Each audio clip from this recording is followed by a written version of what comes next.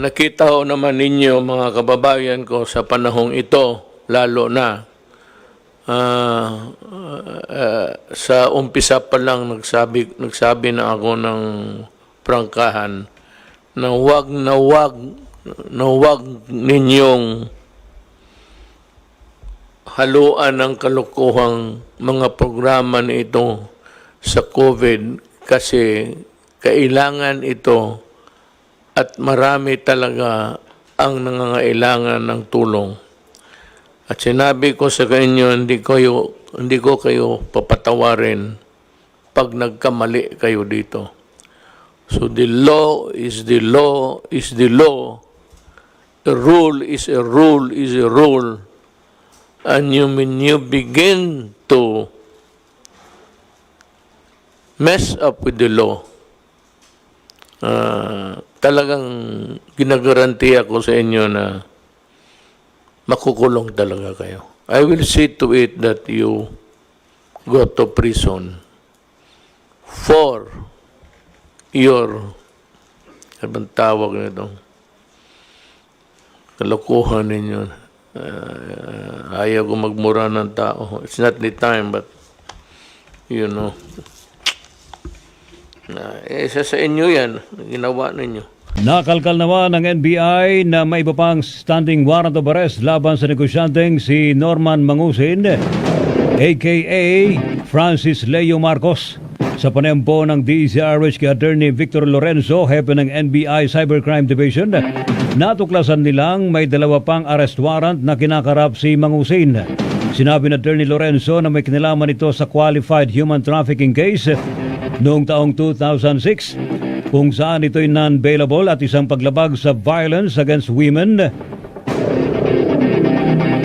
Diyan po sa Nueva Ecija, binanggit pa ni Lorenzo ang naturang mga kaso matapos na arestuhin ng NBI si Mangusin aka FLM Francis Leo Marcos kalaman sa paglabag sa Republic Act No. 8050 o yung pong optometry law na iniharap po ng mga optometrist sa Baguio City. Sir, may nakita kami na warrant of arrest against his name, yung Norman Mangusin nga, yung qualified human trafficking. Noon pang 2006 yun, may warrant of arrest yun. Tinecheck namin at isa-serve din namin sa kanya. Meron din siya, sir, yung sa 926210, yung violence against women, sa Gapan Nueva Ecija naman, sir. Kasi dun sa mga nanirahan sa mga lugar na yun. So, tinecheck namin and we're going to serve. Pero in the meantime, sir, ang sinerve namin nga yung sa Baguio City na binerify na standing pa. Samantala, bine-verify din po ng NBI kung ano ang tunay daw pong katauhan ni Mangusin dahil naman sa paggamit ito ng pangalang Francis Leo Marcos. Yun ang bine-verify namin ngayon, sir, kung may mga passport kasi siya na present, sinadmit sa amin, proving na siya yung Francis Leo Marcos. Kaya lang, sir, may mga ibang dokumento kami na nakikita din na siya si Norman Mangusin. So, which is which? Under verification pa lahat yan, sir. Kung talagang yung mga passport niya is falsified, may mga kukulang kaso yan, sir.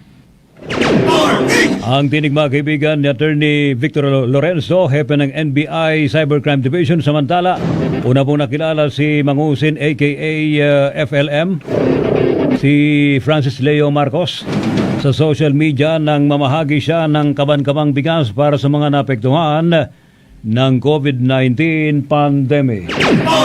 Sa ibang balita naman, hindi na binigyan pa ng Korte Suprema ng temporary restraining order ang ABS-CBN laban sa cease and desist order naman ng National Telecommunications Commission o NTC. Dahil dito, hindi pa rin makababalik sa operasyon o hindi pa rin makakapag-broadcast ang media network. Sa halip ay inatasan naman ng Supreme Court ang NTC na magsumite ng kanilang komento sa inihaing petisyon ng ABS-CBN sa loob ng 10 araw, gayon din ng Kamara at Senado. May 5 araw naman ang ABS-CBN Kapamilya Network para magsumite ng kanilang sagot sa magiging komento ng National Telecommunications Commission. Ito si Mayor Sara, nagalit naman.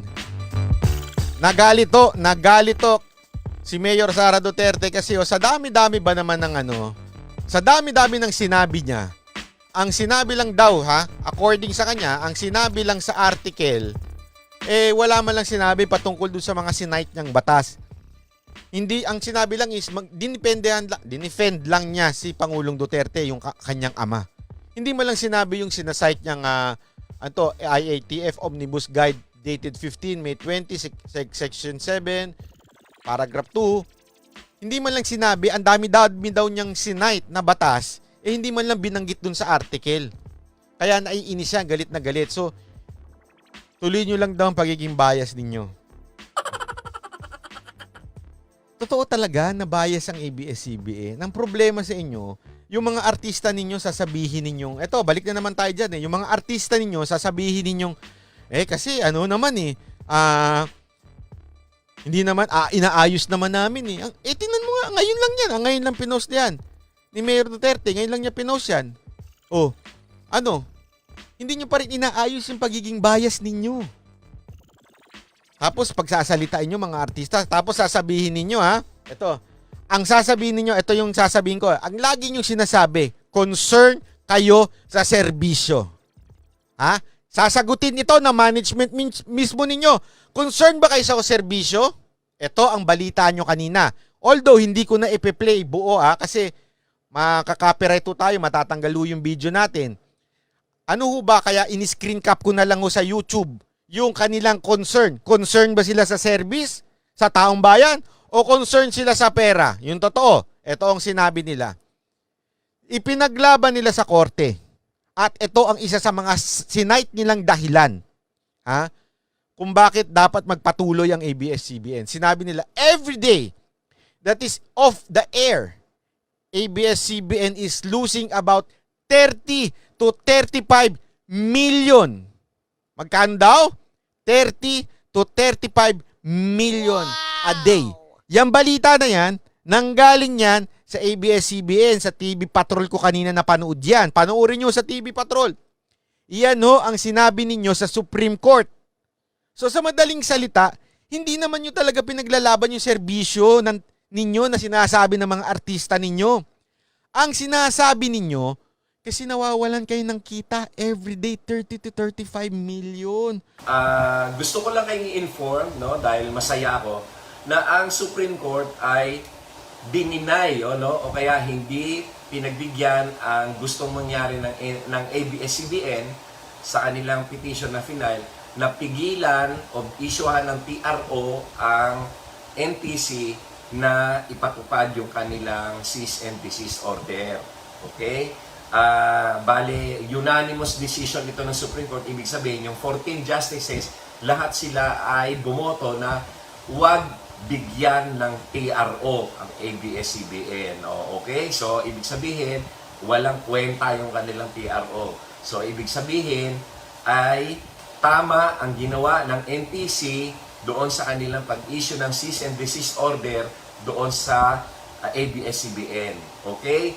At ang isa pang kagandahan nito, mga katropa, ay nire-require ngayon ng Supreme Court ang Senado at ang mababang kapulungan o itong House of Representatives na i-include doon sa petition ng ABS-CBN sapagkat minimension nila na ang House of Representatives daw ay nagbigay ng provisional authority, nagbigay daw ng resolution o kaya letter sa NTC. At ito namang kung Senado ay sinasabi nila doon sa kanilang petisyon na meron daw resolution ang Senado na bigyan ng provisional franchise itong ABS-CBN o kaya ay bigyan sila ng yan napigilan ang NTC na wag i-issue yung cease and desist order. O di, necessarily included sila. Ang tinatawag dyan ay necessary parties. Kasi minention mo sila na sila yung pinagbabasihan mo ng iyong petition na pigilan ng NTC na para i-issue sa iyo yung PRO. Okay? So, ang ibig sabihin nito, mga katropa, ay mapipigilan ngayon ang Kongreso at ang Senado na i-railroad yan. Kaya ang mangyayari niyan, magkakaroon ngayon ng pagkakataon yung mga nag-o-oppose, yung may mga complaint, at yung mga may dahilan na wag bigyan ng bagong franchise itong ABS-CBN. Madidinig na lahat ngayon yan. Dahil merong meron nang nag-uutos yung Supreme Court, no, na dapat ay magbigay sila ng komento sapagkat sila ay necessary parties dito. At ang kagandahan niyan, yung plano ni Speaker Alan Cayetano na tayo ay linlangin dyan sa pagbasa ng first reading at saka second reading na inaprobahan agad nila sa loob lamang ng ilang oras sa isang araw, hindi na pwedeng gawin ngayon, no? Sapagkat ngayon ay nakikita na ng lahat ng tao at nakikita ng Supreme Court kung ano yung mga katiwalian at mga kamalian at yung mga labag sa batas na kanilang ginagawa, no? O kaya mga katropa, no, ang pwede ninyong maiambag dito sa ating advokasya ay ganito. Kausapin nyo yung inyong mga congressman o kaya sulatan nyo sila, yung inyong congressman sa inyong distrito at sabihin ninyo na kayo ay tutol dyan sa pagbibigay ng agad-agaran na franchise sa ABS-CBN ng walang hearing, no? At sabihin nyo sa kanila, hindi nyo na sila iboboto kapag sila ay pumayag dyan sa gusto mangyari ni Speaker Alan Cayetano. At sumulat na rin kayo sa kanila, sa mga congressman ninyo, na dapat ay patalsikin na nila si Alan Peter Cayetano na speaker, no? At sabihin nyo sa kanila na sa susunod ay hindi na ninyo iboboto yung congressman ninyo pag hindi sila sumunod sa pulso ng bayan. Okay? Maraming salamat at mga katropa, palagi ninyong i-share, full blast sharing nyo itong ating mga broadcast at itong ating page, no? Na Atty. Larry Gadon, no? At upang marami pang makaalam ng kanilang mga katiwaliang ginagawa at upang mabantayan ng sambayan ng Pilipino ang mga kalokohang pinagagawa ng ibang mga tiwaling congressman. Kampihan natin yung mga congressman natin na nagsusulong ng sang-ayon sa batas. Okay? Maraming salamat. Maraming salamat sa inyong lahat. Don't forget to share and follow. Okay? Thank you.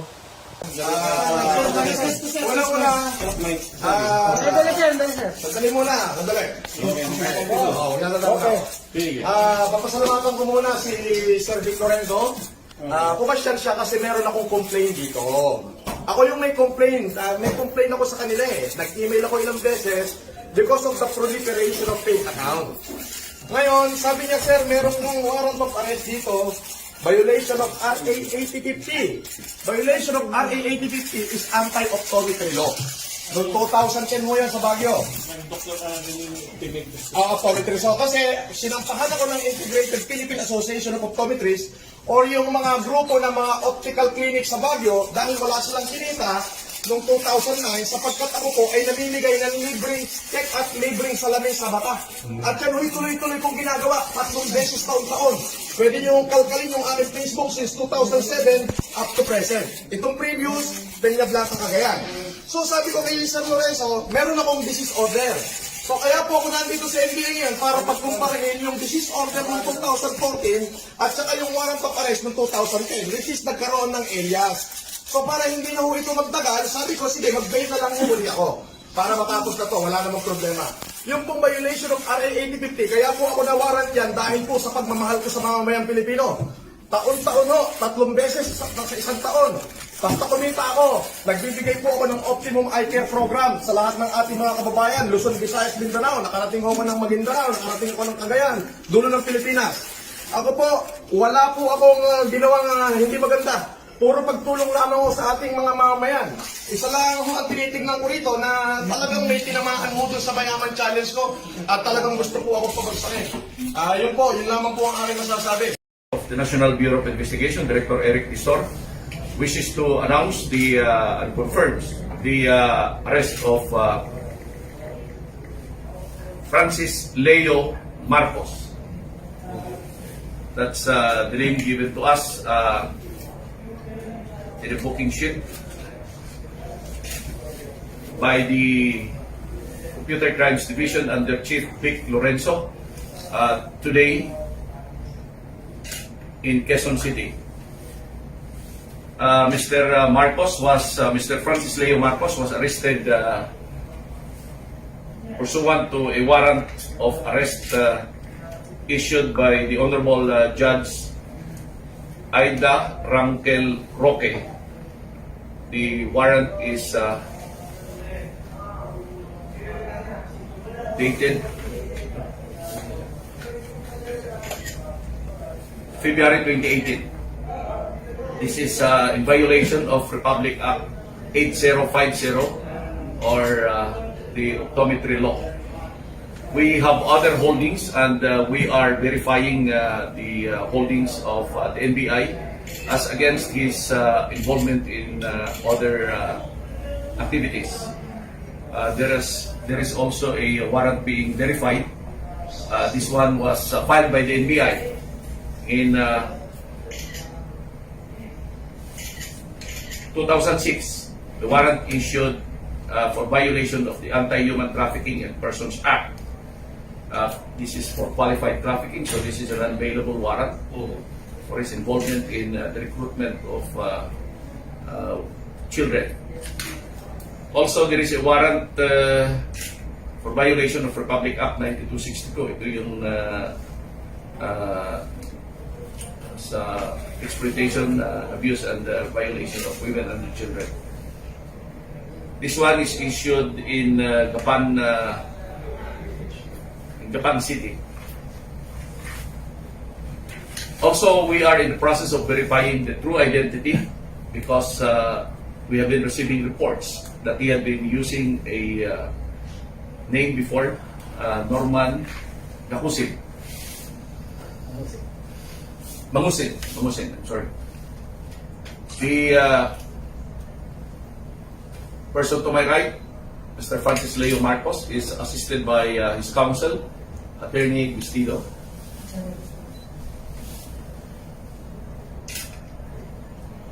And the arresting division is led by no less than the Chief Vic Lorenzo. The accused in the warrants, 3 warrants so far we have, is advised again of his right counsel as he has counsel. He is assisted by counsel.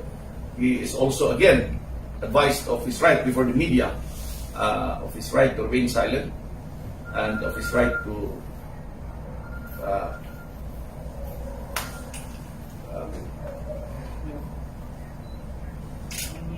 again to not talk. Anything he says under our custody may be used against him in any forum. Any questions? Sir, ano po yung background po nung sa kailan po na ipalabas yung third case, third warrant po na bine-verify? Which one? Yung sub 9262? Yan yung last po, sir, na na-file. Yung sa 2006, sir, yung final po ng NBI. 2006, we have here the agent who filed this case. He is now a chief, agent or Chief Demetria. Or Chief Demetria? Sure. He used to be my agent. I understand I was the chief of the Anti-Human Trafficking Division when we filed this case. Saan, sir? So, happy pa ako na. Dito sa Manila. Yes, sir. And the agent at that time, who is now the chief, is Agent Demetria. Tapos, sir, yung isa po, yung sagapan. Yung sagapan, we are verifying the details of this case. We have a copy of the warrant. This is a verified warrant.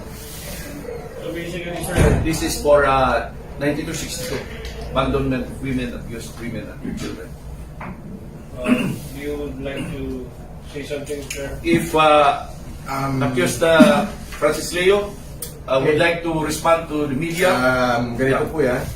First and for all, wala po akong kilalang taga-Gapan na Baysiha at hindi pa ako napupunta ng Gapan. So, may natatandaan lang ho ako dyan na meron akong complainant na taga-Gapan na kinasuhan ho ako ng estafa, which is naglaban ho kami sa korte at nanalo po ako. Yun po ay acquitted.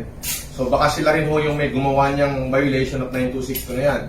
Yan po ay hindi po talaga ako taga-Gapan. Hindi ko kilala kung sino yung nagsampa niyan. Regarding naman po dun sa Republic Act 8050, yan po ay noong 2010. Nung ako po ay namigay ng libreng optical mission sa buong Baguio City po.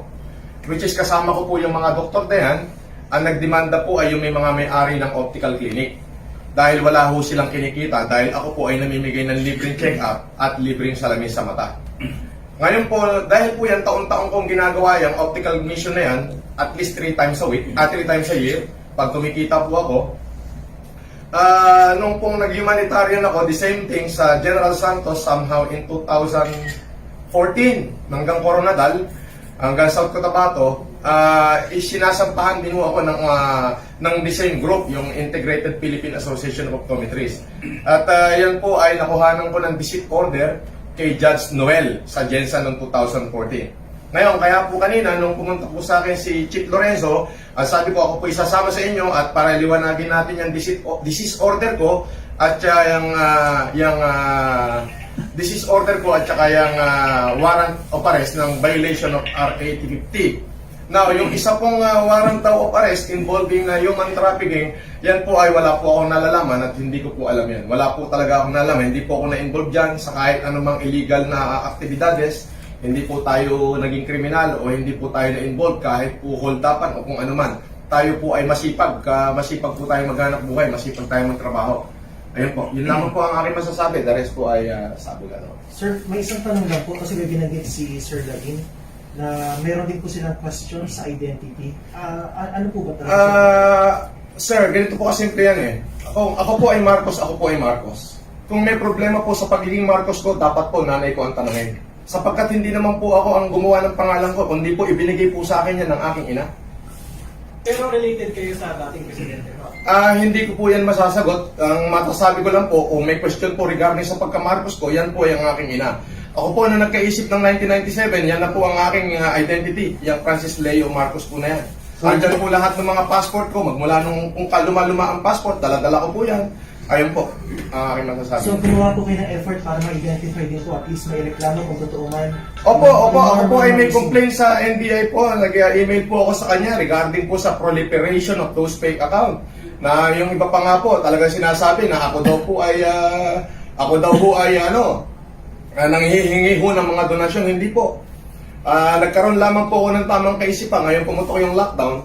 At sabi ko, gusto ko magkaroon ng kasaysayan ng aking buhay. Kaya po, yung pong pera ko, at sagutin ko na rin mo ito, marami nagtatanong saan daw yung galing yung aking pera. Ako po'y nagbenta ng ari-arian ko na minana, dito po sa Ramon Isabela last 2 years ago. At yung pong isang bahay ko, ibinenta ko ng halagang 40 million. So medyo malaki-laki po yun, yung 36 hectare na pinagbilang ko at saka ng aking bahay. Siya pong aking inuubos na pinamimigay ko sa taong bayan. Yun lamang po. Sir, for the record, hindi ikaw si Norman Mangusin. Hindi po.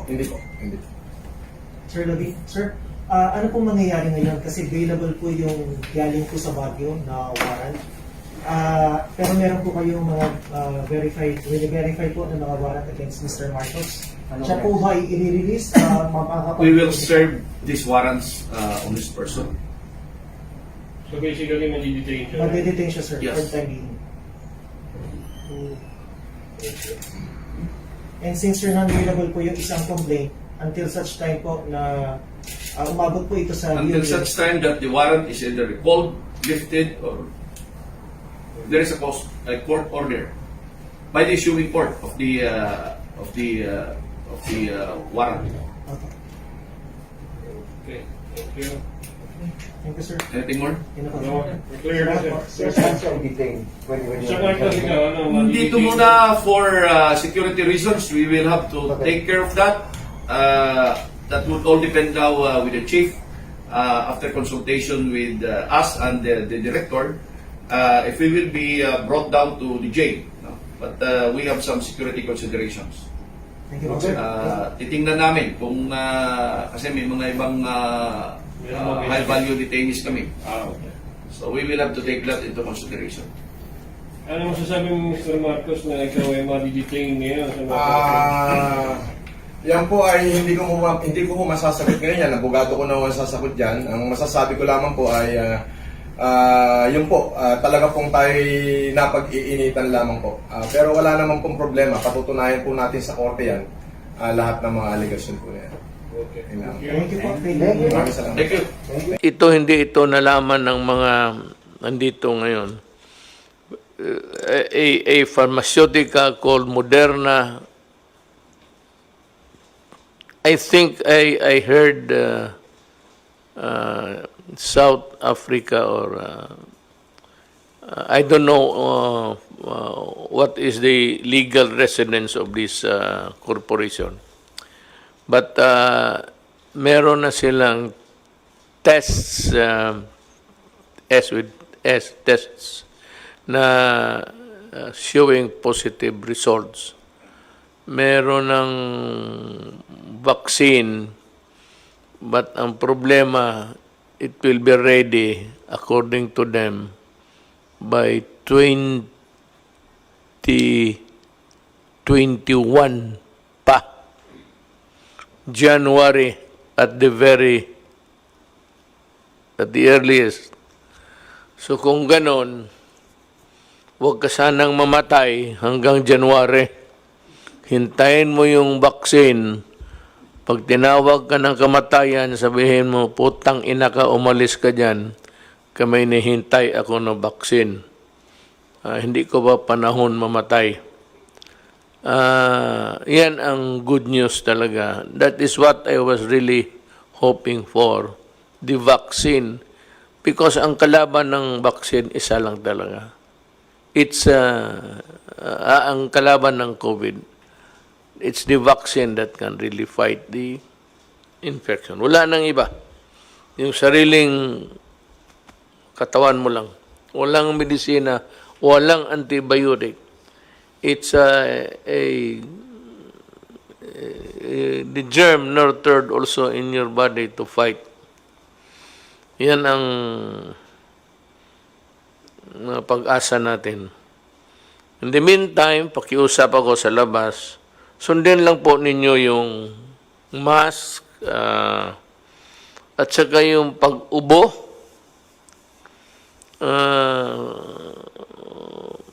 Magbili kayo ng panyo, baski yung murahin lang.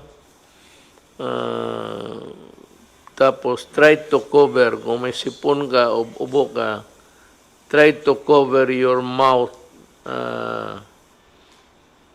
bago ka, tsaka medyo patagalin mo ng konti, huwag mo kaagad. Siguro, mabuti niya, lunukin mo yung germs na inubo mo para swallow it back so that it will not contaminate others. Wala akong ibang explanation mo. Pag mag-ubo ka, kailan mo tanggalin? Well, ako, what I do, sana ano man yung alcohol kong yan. May magbili kayo ng alcohol na maliit. Yeah. Without, I will not, baliktarin ko lang kasi hindi ako mag-advertise eh. Kaibigan ko pala pero hindi bawal eh. Every time that you feel like touching something or baski wala mang handshaking, babay-babay mo lang. Kung maggalaw-galaw ka, up down, before you touch your nose, eyes, mag-alcohol ka muna. Of course, it will dry your hands, but that's only temporary. Tingnan mo si Bong, kaya malayo sa iniinom mo pa ata yung bunga. So,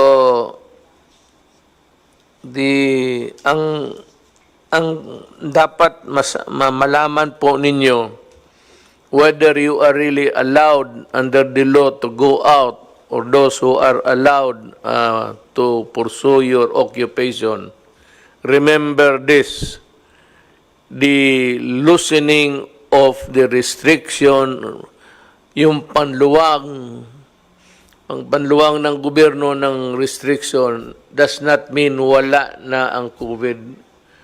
COVID will remain with us until such time that nabakunahan tayong lahat.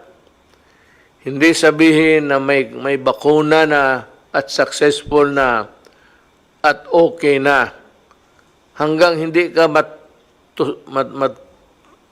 matusukan ng vaccine, you are still in danger. And even if you are really vaccinated, you're still put at the risk if you are not really careful. So, hindi ito ibig sabihin na wala na. Nandyan pa yan. The corona will not disappear. It is here for all time. Kaya lang, kung may bakuna ka na, yung mga anak natin, kita mo, diphtheria, tetanus, kaya yung mga new generation, medyo okay na sila. Nandyan yung virus, but yung virus, yung virus, hindi na pwedeng gumana. Yan ang sekreto dyan kung bakit gano'n. Diphtheria noon, marami pang mga sakit. Kailangan na bakuna. But during their time, they were really very lethal. Kaya lang, nung naka-imbento ng bakuna, nandito pa sila, pero lahat naman ng mga anak ninyo, butit nasabi ko na. Meron pang iba sa probinsya na ayaw ipabakuna yung mga anak ninyo. Kindly, yung mga lahat kayong mga nanay pati tatay, see to it that your children are vaccinated by tetanus, diphtheria, may ubo pa, para wala sila. Yun yung mga deadly na germs noon. Kaya lang, hindi na umuubra ngayon kasi lahat tayo, pati ako na bakunahan na eh. Yan ang ibig sabihin dyan.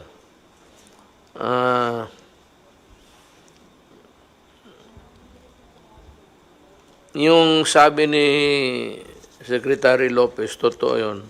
There is no requirement that kailangan ka magpa-test.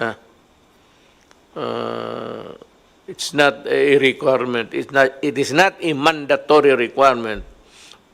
Yung talagang must. Kundi kung ginusto lang ng empleyado mo, ay yung employer mo, rather. Pero kung ginusto nila, sige, pag you are found to be positive, then you go to the motions of getting the proper treatment.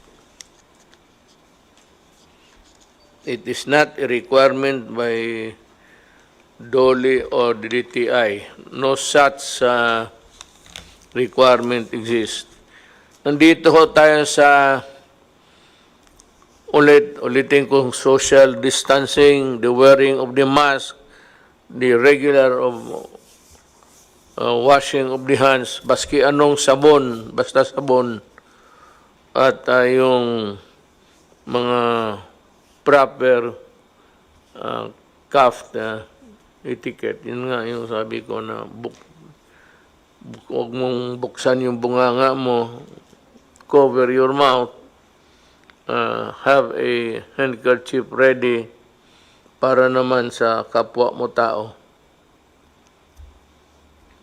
Then, yung mga employer, you must provide an ideal working conditions. For example, well ventilated, may hangin pumapasok, lumalabas, na presko, at yung i-disinfect ninyo.